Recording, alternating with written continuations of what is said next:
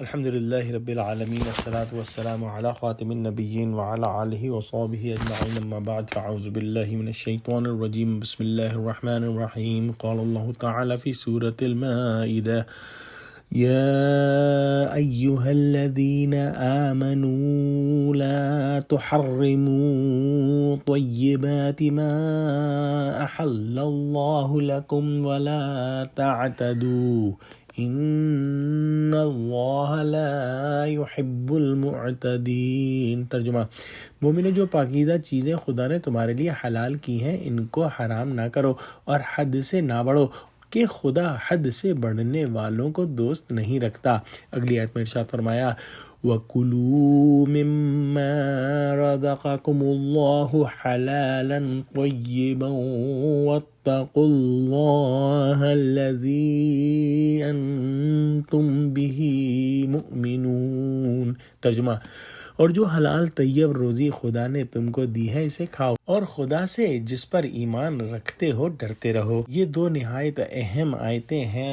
اگر ہم دیکھیں تو سورہ مائدہ کے آغاز میں ایفائے عہد کی تاکید کے بعد حلال و حرام کا بیان شروع ہوا تھا اور اس کے بعد دوسرے مفید مضامین کا سلسلہ شروع ہو گیا تھا۔ یہاں پر اس رکوع سے پھر سے اصل موضوع بحث کی طرف عود کیا گیا ہے، اور لطف یہ ہے کہ اس رکوع سے متصل پہلے رکوع میں جو مضمون گزرا ہے اس سے بھی رکوع حاضر کا مضمون پوری طرح مربوط ہے، کیونکہ پچھلے رکوع میں یہود و نصارہ کے بارے میں جو بیان ہوا تھا ان کا خلاصہ دو چیزیں ہیں، یعنی یہود کا لذات اور شہوات دنیا اور حرام خوری میں انہماک جو زیادتی یا تفریط فی الدین کا سبب ہوا، اور دوسری طرف نصارہ نے دین میں غلو کیا جو آخر کار رہبانیت پر ختم ہوا۔ یہ دونوں انتہائی حالتیں غلط ہیں اور اسلام میانہ روی کا حکم دیتا ہے جو کہ ان دو آیتوں کے اندر بیان ہوا ہے۔ ان دو آیتوں میں جامع معتدل فطری تعلیم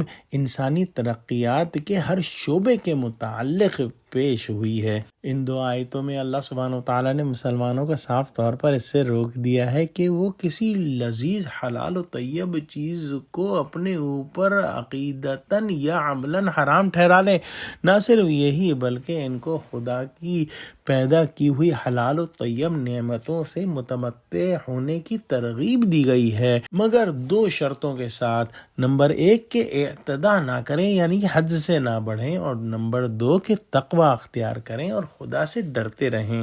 حد سے بڑھنے کی بہت ساری مثالیں ہیں، لیکن دو مطلب ہو سکتے ہیں: حلال چیزوں کے ساتھ حرام کا سا معاملہ کرنے لگے، یا نصارہ کی طرح رہبانیت میں مبتلا ہو جائیں، یا پھر لذائذ و طیبات سے تمتع کرنے میں حد اعتدال سے گزر جائیں، حتیٰ کہ لذات اور شہوات میں منہمک ہو کر یہود کی طرح حیات دنیا ہی کو اپنا نصب العین بنا لیں۔ لہٰذا اسلام میں نہ تو لذائذ دنیاوی میں غرق ہونے کی اجازت ہے اور نہ ہی از راہ رہبانیت مباحات و طیبات کو چھوڑنے کی اجازت ہے۔ اگر کسی پرہیز کے سبب کسی مباح یا حلال چیز کو چھوڑا جائے تو وہ ایک علیحدہ بات ہے۔ لہذا جب مسلمان ترک اعتداء یعنی کہ حد سے نہ بڑھنے کی ٹھان لے اور اختیار تقوی یعنی اللہ سبحانہ و تعالی سے محبت اور اس سے ڈر کو اپنے سامنے رکھے